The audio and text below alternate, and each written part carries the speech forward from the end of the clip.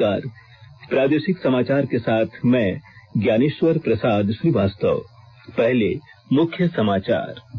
प्रधानमंत्री ने आज अरुणाचल प्रदेश के ईटानगर में ग्रीनफील्ड एयरपोर्ट, सेला सुरंग और पूर्वोत्तर गैस ग्रिड की रखी आधारशिला। बीजेपी के राष्ट्रीय प्रवक्ता संबित पात्रा ने कहा है कि 2019 का लोकसभा चुनाव जनता के लिए प्रधानमंत्री नरेंद्र मोदी और भ्रष्टाचार के बीच को चुनने की होगी। घरेलू हिंसा और उत्पीड़न से पीड़ित महिलाओं को सहायता उपलब्ध कराने के लिए केंद्र सरकार की योजना वन स्टॉप सेंटर का समाज कल्याण मंत्री ने किया शुभारंभ।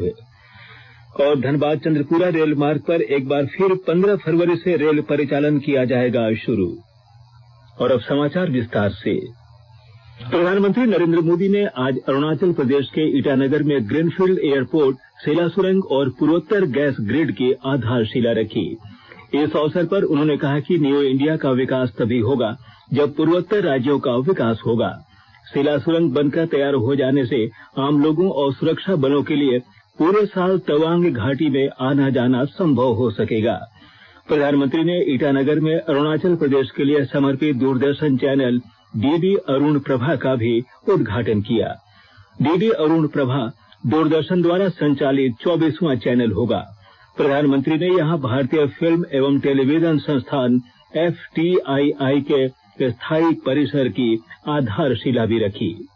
सबका साथ, सबका विकास, इस मंत्र पर चलते हुए बीते 55 महीनों में अरुणाचल और उत्तर पूर्व के विकास के लिए ना तो कभी फंड की कमी आने दी गई और न ही इच्छा शक्ति की कमी आई है। ये विकास संसाधनों का भी है और संस्कृति के गौरव का भी है। ये विकास अलग अलग क्षेत्रों को जोड़ने का भी है और जन जन को भी जोड़ने का है। बीजेपी के राष्ट्रीय प्रवक्ता संबित पात्रा ने कहा है कि 2019 का लोकसभा चुनाव जनता के लिए प्रधानमंत्री नरेंद्र मोदी और भ्रष्टाचार के बीच चुनना कठिन चुनौती है। श्री पात्रा झारखंड के 3 लोकसभा क्षेत्रों धनबाद, गिरिडीह और कोडरमा के प्रबुद्ध वर्ग के सम्मेलन में बोल रहे थे। विपक्षी दलों की आलोचना करते हुए उन्होंने कहा कि उनका मकसद केवल पैसे बनाना और उनके भाई भतीजावाद को स्थापित करना है। उन्हें देश के विकास से कोई मतलब नहीं है। श्री पात्रा ने कांग्रेस पर कटाक्ष करते हुए कहा कि सूती कपड़ा पहनकर देश को कैसे लूटा जाता है वो कांग्रेस के परिवार से सीखे। गांधी परिवार की आलोचना करते हुए श्री पात्रा ने कहा कि रॉबर्ट वाड्रा किसान होने का दावा करते हैं और एक कंपनी स्थापित कर कुछ ही समय में हजारों करोड़ के मालिक बन जाते हैं। राष्ट्रीय सड़क सुरक्षा सप्ताह के उपलक्ष्य में मुख्यमंत्री रघुवर दास ने आज रांची स्थित सैनिक मार्केट से रन फॉर सेफ्टी रैली को रवाना किया। इस मौके पर उन्होंने कहा कि युवा देश और राज्य के लिए अनमोल हैं, इसलिए उन्हें यातायात नियमों का पालन डर से नहीं बल्कि एक अच्छा नागरिक होने के नाते करना चाहिए। मुख्यमंत्री ने कहा कि हमारे युवा ही समाज को और बेहतर बना सकते हैं। मुख्यमंत्री ने लोगों से अपील की कि लोग अपनी सुरक्षा के लिए मोटरसाइकिल चलाते समय हेलमेट जरूर पहने और कार चालक सीट बेल्ट का उपयोग करें। उन्होंने कहा कि नियमों का पालन नहीं करने पर 3 बार से ज्यादा बिना सीट बेल्ट लगाए कार चालकों का लाइसेंस रद्द कर दिया जाएगा।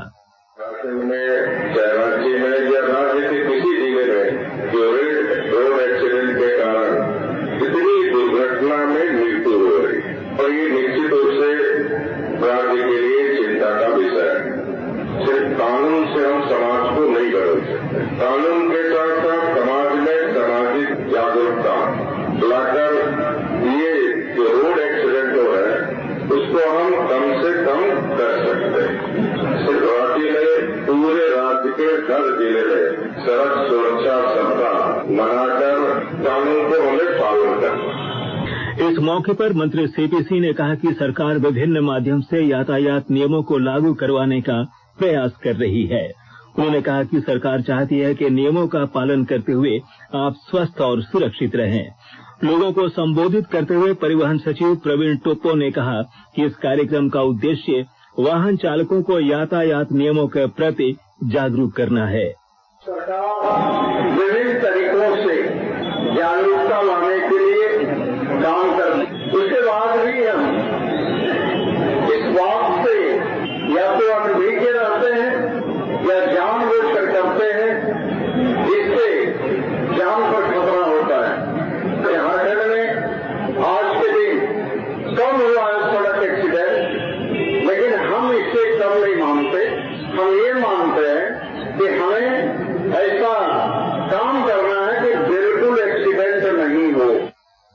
आकाशवाणी के ताजा तरीन समाचारों के लिए आप हमारी वेबसाइट newsonair.com पर लॉग इन कर सकते हैं। ताजा समाचार ट्विटर @AIR News Alerts और Facebook page all India radio news पर भी उपलब्ध है। प्रादेशिक समाचार आप आकाशवाणी रांची से सुन रहे हैं। उपराजधानी दुमका में घरेलू हिंसा और उत्पीड़न से पीड़ित महिलाओं के चिकित्सा, कानूनी और मानसिक सहायता उपलब्ध कराने के लिए समाज कल्याण मंत्री डॉक्टर लोइस मरांडी ने वन स्टॉप सेंटर का उद्घाटन किया है। पुराने सदर अस्पताल परिसर में बनाए गए वन स्टॉप सेंटर का संचालन झारखंड सरकार का महिला एवं बाल विकास मंत्रालय करेगा। समाज कल्याण मंत्री डॉक्टर लोइस मरांडी ने कहा है कि केंद्र सरकार की यह योजना घरेलू हिंसा से पीड़ित महिलाओं को मानसिक रूप से सशक्त बनाने में कारगर साबित होगी।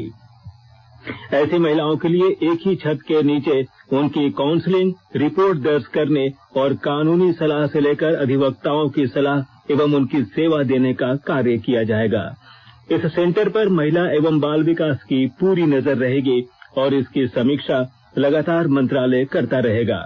डॉक्टर मरांडी ने कहा कि आने वाले दिनों में इस सेंटर का अपना भवन होगा, जिसके लिए लगातार प्रयास किया जा रहा है। इस मौके पर जिला प्रशासन के कई पदाधिकारी मौजूद थे। धनबाद चंद्रपुरा रेल मार्ग पर एक बार फिर से रेल परिचालन शुरू किया जा रहा है। आगामी 15 फरवरी से इस रेल लाइन पर परिचालन शुरू हो जाएगा। पेश है हमारे धनबाद संवाददाता की खास रिपोर्ट। 17 महीनों के बाद धनबाद चंद्रपुरा रेल लाइन पर एक बार फिर से रेलगाड़ियां दौड़ेंगी। रेलवे बोर्ड ने इसकी विधिवत घोषणा कर दी है। 15 फरवरी से इस मार्ग पर ट्रेनों का परिचालन शुरू हो जाएगा। ट्रेनों के परिचालन से जहां एक और आम यात्रियों को सुविधा होगी, वहीं एक बार फिर धनबाद चंद्रपुरा के बीच के स्टेशन भी गुलजार होंगे। शुरुआत में 9 जोड़ी महत्वपूर्ण गाड़ियों का परिचालन होगा। बाद में अन्य गाड़ियों को भी चलाने की योजना है। जून 2017 से डीसी लाइन के बंद होने पर 19 जोड़ी यात्री गाड़ियों का परिचालन बंद हो गया था। ट्रेनों के परिचालन शुरू होने से स्थानीय निवासियों में काफी खुशी है। अजय कुमार सिन्हा, आकाशवाणी समाचार, धनबाद। दुमका जिले में चले मतदान केंद्र की ओर अभियान 11 फरवरी को आयोजित किया जाएगा। इस अभियान का शुभारंभ जिला परिषद दुमका के मतदान केंद्रों से किया जाएगा। उप विकास आयुक्त वरुण रंजन ने कहा है कि इस अभियान के तहत जिले के सभी वरीय अधिकारी को मतदान केंद्रों के मूलभूत सुविधाएं, पेयजल, बिजली, शौचालय आदि का निरीक्षण करना है। उन्होंने कहा कि भारत निर्वाचन आयोग के निर्देशानुसार सभी मतदान केंद्रों में न्यूनतम मूलभूत सुविधाएं उपलब्ध कराना है। आगामी आम चुनाव को ध्यान में रखते हुए जिले के सभी 10 प्रखंडों के सभी मतदान केंद्रों में मूलभूत सुविधाएं उपलब्ध कराई जाएंगी। आगामी लोकसभा चुनाव को लेकर आजसू पार्टी ने रांची लोकसभा क्षेत्र के प्रभारी डॉक्टर देव शरण भगत की अध्यक्षता में सभी बूथों पर 25-25 लोगों की कमेटी बनाने की योजना बनाई है।